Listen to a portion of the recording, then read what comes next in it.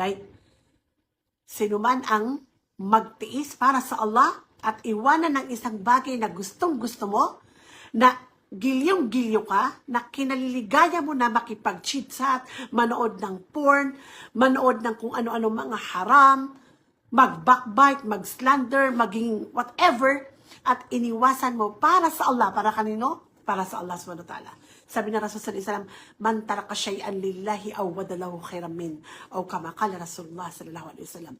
Sino mang tao ang iwanan niya ang isang bagay na gustong-gusto niya, pinagmumulan ng kanyang dopamine, ng kanyang little na kaligayahan, pinagmumulan ng whatever na motivation na kahalayan, at iiwanan mo para sa Allah, katotohanan na papalitan sa iyo ng Allah subhanahu wa ta'ala ng higit na mas maganda. Not 100 times, not 1,000 times, but it's beyond kapag iniwanan mo ang mga haram na ito para sa Allah subhanahu wa ta'ala.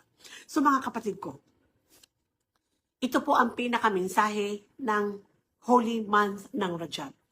To stop whatever yung mga bagay na ginawa natin sa buong buhay natin o sa loob ng 11 months na iniwanan mo last Ramadan at binalikan mo after Ramadan, at ngayon nag-iisip ka naman na iwasan mo siya this Ramadan. Kapag ngayon mo iniwanan, anak, ngayong buwan ng Rajab, wallahi al-azim, Allah will give you a strength to defeat your nafs.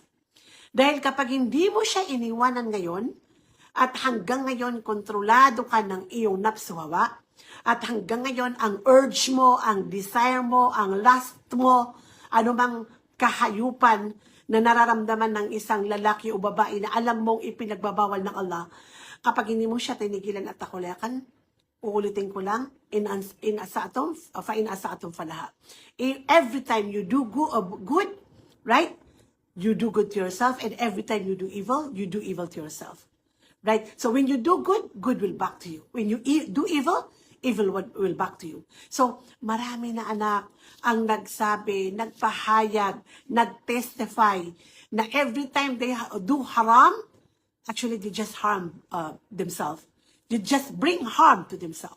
Diba? So, takulakan, no, kung talagang naniniwala ka na ikaw ay isang Muslim, tumitibok ang puso mo sa la ilaha illallah, nagnanais ka na abutan mo ang Ramadan, sapagkat minamahal mo ang Allah, tumitibok pa ang puso mo sa Islam, anak, itigil na natin ang anumang mga bagay-bagay na alam mo na ginagawa mo.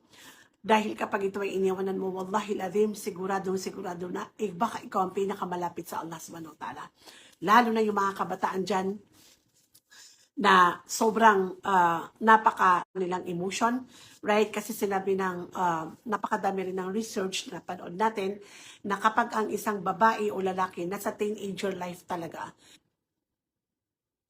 Dahil marami tayong napanood at nabasa na research na ang isang kabataan, babae man o lalaki, lalo na kapag hindi sila nanggaling sa isang maayos na pamilya na nagbibigay ng tamang Islam, tamang pagmamahal, tamang time, automatically, mas malakas ang kanilang emosyon kaysa kanilang reasoning.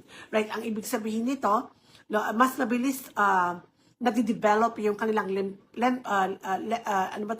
limbic system, at mabagal yung paghubog o pagdevelop ng kanilang prefrontal cortex. So, ibig sabihin, mas malakas ang kanilang emotion kaysa sa kanilang reasoning. So, kapag ang bata, kinulangan ng pagmamahal, kinulangan ng tarbiya ng kanyang mga magulang, walang alam sa Islam, walang pagmamahal ng kanyang mga magulang, or maybe yung kanyang parents ay napaka-favoritism, talagang napakabilis silang maloko ng isang lalaki o ng isang babae. Mabilis silang mahulog sa haram relationship o sa sinasabi nating ipinagbabawal na pagtatalik, no? Na hindi pa kasal. So, mga takulakan, may Allah forgive all of us kasi lahat naman tayo ay may daladalang dumi sa ating mga katawan. Wala ni isa sa atin ang walang kasalanan. Pero, kailangan natin anak ng self-evaluation, kailangan natin ng self-talk, ano ba talaga yung mga bagay na ayaw ng Allah subhanahu wa ta'ala na hindi ko lang ito araw-araw ginagawa, kung hindi ito na yung sirkulasyon ng aking buhay. Kailan ko ba ito titigilan? At tigilan mo ngayong Rajab anak dahil ito ay sagradong buwan, sobrang nirerespeto ng Allah subhanahu wa ta'ala. Ito ay buwan na na buwan ng Allah subhanahu wa ta'ala na ipinagbabawal talaga niya ang maliit at malaki na kasalanan na ginagawa ng isang Muslim. Naway maging madali sa atin ang pagbabago at pag-iwan ng ating mga nakaugalyang mga haram o mga mali na gawain. Naway maging madali sa atin na ang pagbabalik loob sa Allah subhanahu wa ta'ala at ang pagtatawba sa Kanya. Naway abutan tayo ng Ramadan with healthy mind, no, and heart and soul. Naway taufikan tayo ng Allah subhanahu wa ta'ala lahat na maitakwil natin ang anumang mga bagay na ginagawa natin na hindi gusto ng Allah. Ulitin ko lang mga takulyakan, paki-share ang ating live para naman po mabuhay ang mga kamag-anak natin, kaibigan natin na alam natin sobrang napakahina na ng kanyang iman. Allahumma barik lana Rajab wa Sha'ban wa baligna Ramadan wa akhiru da'wana walhamdulillah. Assalamualaikum warahmatullahi ta'ala wabarakatuh.